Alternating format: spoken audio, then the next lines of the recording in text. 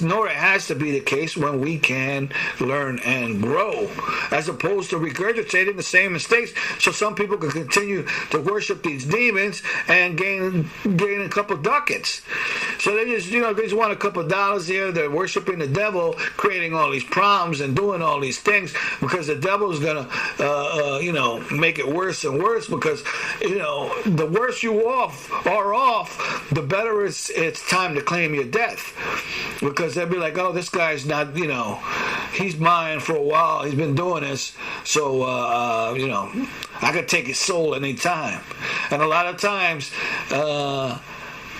that's just the way it is. It's a system that it needs to be played. Even the most evil people know the system exactly. But then some of the good people don't have no idea. So therefore, you end up being flim-flam and end up doing things you really should have never done and had been a regret, as opposed to being someone who used your gift. Malcolm X used to make me laugh because there were so many people, he said, there were super geniuses, just straight up the mind, super geniuses, but because they got involved with the flim-flam, next thing you know, they're doing drugs, they're using this, their gifts in order to help their people, but to hurt their people. And so then even their gifts isn't multiplied the way it can be. So you'll end up with people who just, they got to create these rituals, these negative rituals, which means that you have no morals, because your morals is money. If somebody be like, well, you teach that child good, there's nobody should be able to pay you enough money to treat that child bad. But some people, they give you enough money, they'll be like, man, what do you want me to do? Slap him around, beat him around, make him go through hell through his whole life? They'll do it. So greed is a problem for some people. And those are the people who are the ones you should never allow. But they do, because they're greedy and they won't give you nothing. And they'll make you starve while they laugh at you and then lie to you and say, well, you're going to get some money later. You know what I'm saying? Meanwhile, they got money up the yin-yang and they can't give you a loaf of bread today. Well, and more, again, the loaf of bread is more than just the bread. You're talking about also the knowledge, which further makes you ignorant, which disgraces yourselves.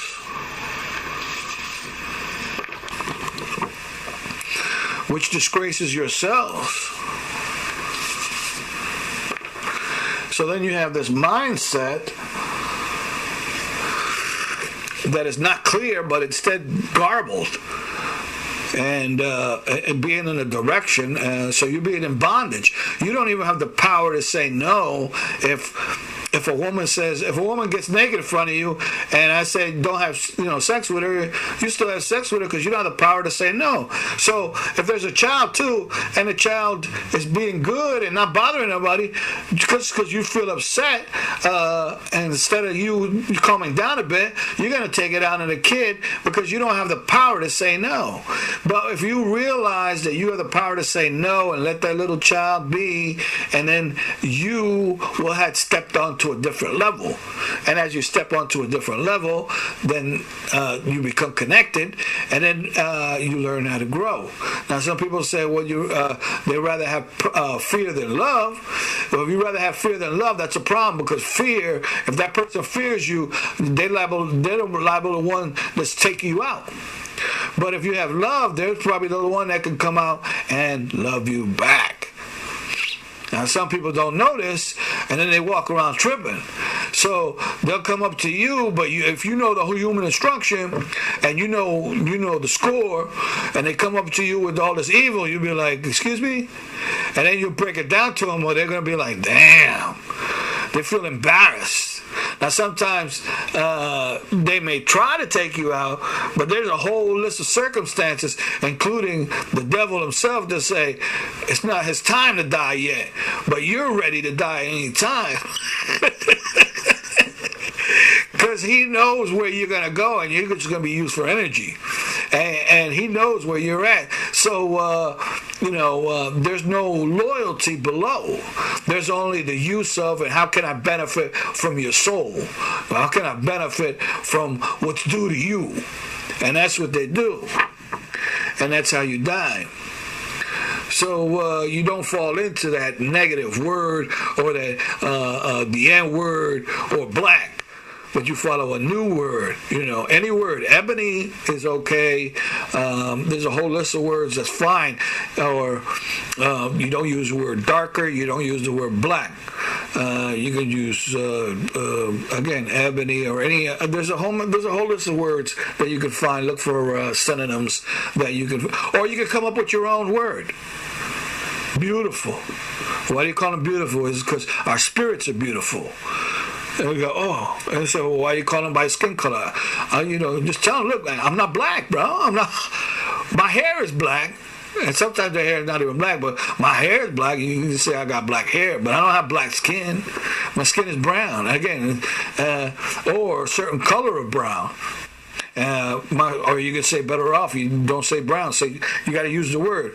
I'm dark chocolate, or not a dark chocolate. Say I'm chocolate, or a cocoa chocolate, or I'm milk chocolate. Depending on the color of your skin, of course. And then you can be like, well, I'm cream. A cream color. But instead, no. They make one person black, which has a whole list of negative semantic properties, and they'll make another person white that has a whole list of positive attributes of pureness and light and all these beautiful things with the white. Semantic property. But with the negative, it's all this junk.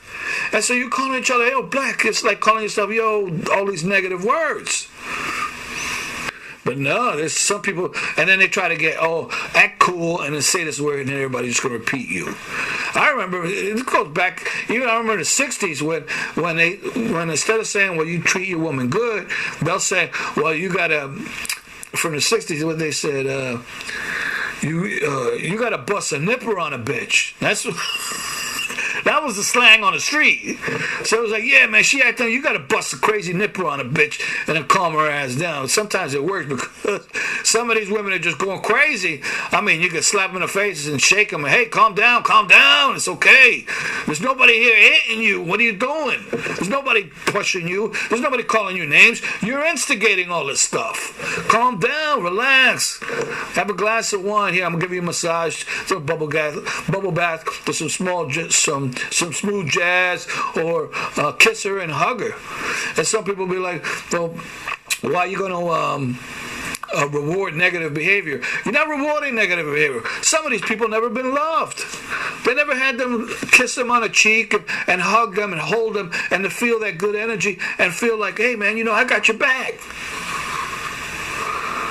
So they're using these words for the law of below and above, as opposed to using good words to identify ourselves and our people as above, so below. So when you call yourself black, you put yourself in a box. They also try to do that with God. Oh, I know God's personal, private name. And they're saying like they own God. And most likely they don't even got God's name. And God's name might be 3 times hundreds longer than they had originally had anticipated. And God will answer by any name as long as you know who you're focusing on, and if you're the right person, the right child, the right point of perception and projection and energy. And we can do that individually or together. Now, the human instruction is built so you can use this by one person. So one person be like, everybody gonna know, that person's different. But once you know the whole human instruction, you'll be able to identify, because this knowledge right now, some people will be like, well, something ain't right, because they know that your beliefs and their beliefs, something's wrong. So sometimes they may classify you as a bit awkward or even crazy because they haven't quite become enlightened. It's like somebody going to hell, somebody from hell going to heaven and being like, these guys are lunatics. Look at them. They're all behaved well. Streets are gold, these fancy houses. Or the person from heaven going to hell, and that's even worse. They'll be like, who's this goody two-shoes or whatever. But when you're from heaven and you go to hell, most likely they hate you and ostracize you, but they won't attack you because the light from you repels them. So the police also, it's a whole chain, it's a web of people. They enforce the law, and but they're not using the law system. So if somebody's not using the law system against you, you need to know the law, so you behave within the law. So regardless if they try to let them off with a judge or penalize you, in the end, they're going to get the curse. They're the ones that are going to get hit hard, and then they're going to wonder why. They're going to think it's just a coincidence, or unless they really sit down to understand and say, I shouldn't have screwed that guy over. I should have let that guy slide. It's because he did nothing wrong, and then I let that criminal grow, and now he's killed more people. So these people are deliberately provoking you, saying they're your friends, creating policies that are hurting you, saying they're helping you.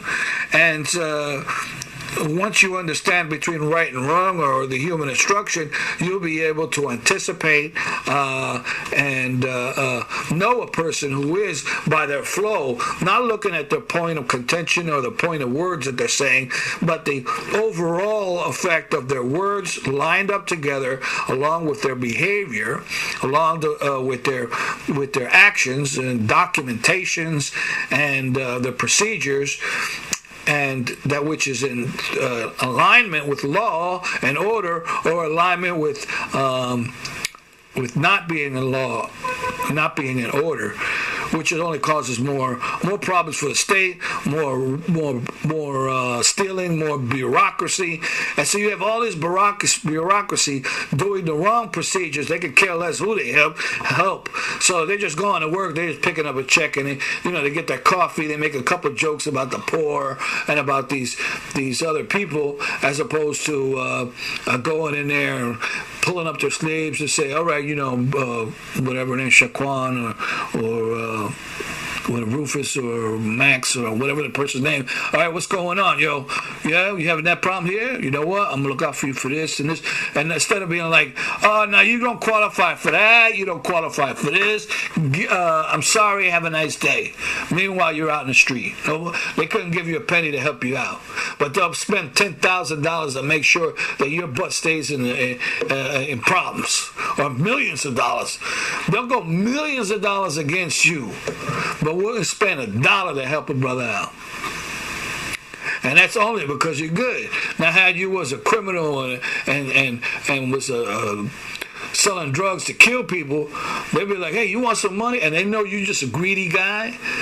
Even if you got $5 million in your pocket and somebody owes them $1, they would beat them down to snatch up that dollar. If they could, they'd snatch the gold tooth from his mouth and the titanium from his body. If he had a surgery or whatever. These people are up to that level, yo. It's just it's insanity, is what it is. So they end up doing things that are just totally, things that people lost their mind. And then you have good people that say, well, he lost his mind, and they'll give you all these lies when you didn't lose your mind. You're just a good person, but they'll make you out to be the devil himself when you're as good as can be, and you wouldn't do anything to help any of them out. But then in the end, no matter what, someone's going to come to them, whether they're or on death's door, they're going to be like, something's wrong. Something's really wrong. Well, it's time to reap, brother. Whatever you sow down and lay down in this world is going to come back to you. And it's the law that you live by. So they're going to be like, why is God sending me to hell? God did not send you to hell. He sent you to your heaven, what you thought was good, until you found out that you now had to go to live with everybody else that's like you. Because while you're on this planet, God's going to send the rain down on the good and the evil until the evil gets unbalanced, and then he'd be like, well, maybe there's not time to send them rain because they don't deserve any more rain. But the good, without the good, the evil cannot succeed. But without evil, good will flourish with no bounds. So, we also need to learn what's the higher order and respecting one another, unless they break the law. So, there's a Bible verse that says, listen to your slave master. Now, if your slave master was this awesome dude, like, yo, man, what's up, man? You feel tired today? Take a day off, relax, or whatever. But if a slave master's come in there and start beating you down and wants to rape your wife, and no, I'm not listening to you, man. You're breaking the code of the existence of God. And you think I'm going to stand here and listen and just do the devil's bidding? Oh, no way. If anything, I'll take the beating as a payment for my insubordination to evil, and with that, I'll be blessed. I may walk around with a couple good stripes on my face and my body, or some missing parts, but I guarantee you, my soul is right, my mind is right, my heart is strong, and that every whooping that you give me is going to be tenfold when the time comes. I guarantee it. Little by little, like a death from a million razor cuts or 10,000 years, using Chinese water torture, and all that was going to be payment due. Because you hated God, you hated all that was good, saying, well, I didn't ask to be here. Well, you didn't ask to be here? Well, then, why are you making it worse? And if that's the case, you don't really know, because you come here fresh into this earth. And then some people do in hell say, hey, I want another shot. I think I'm going to do better. And maybe they can. Because the good people go to heaven and the bad people go to, where they want to go. But at some point they may say, well, I want to change. And God, with all his mercy and joy and love, say, okay, we'll give you another chance. Some of them come back to earth and they learn. Luckily, you come back to this time where you got the human instruction. But if you don't learn with the human instruction, it's over. It's a wrap. Because your eyes have been open even with that, and you still choose to bite on the fruit of evil. Even though you know very well, you can see for yourself and witness for yourself that there's there's the fruit of good. But you don't choose to eat at that table. You choose to eat from the fruit of evil. The word white was used to describe a certain people to give themselves a favorable advantage. The idea of whiteness is based on physical but not reality, and it's not even the right color. So it's just basically it's a game of make-believe, a belief of a deceptive social construct which is destructive and holds division between individuals. There are many ways that you can categorize a human tribe, but using color is just this recent structure that people are using for deceptive means. Now, in the past, before the 1600s, we used to proclaim names by the tribe itself. So many people were categorized by clothing or etiquette, and some people, either though they were dark-skinned and considered what some considered, black, was still written off as white because they had too much money, too much of a yes man, or they had proved themselves worthy in one way or another. American Indians were once compared with ancient Britons by colonizers and used certain names to manifest superiority and to justify them by classifying another as animals, or again by these skin colors, just separate and divide and conquer. But there are a lot of people, even in European countries, that long ago were a lot darker, including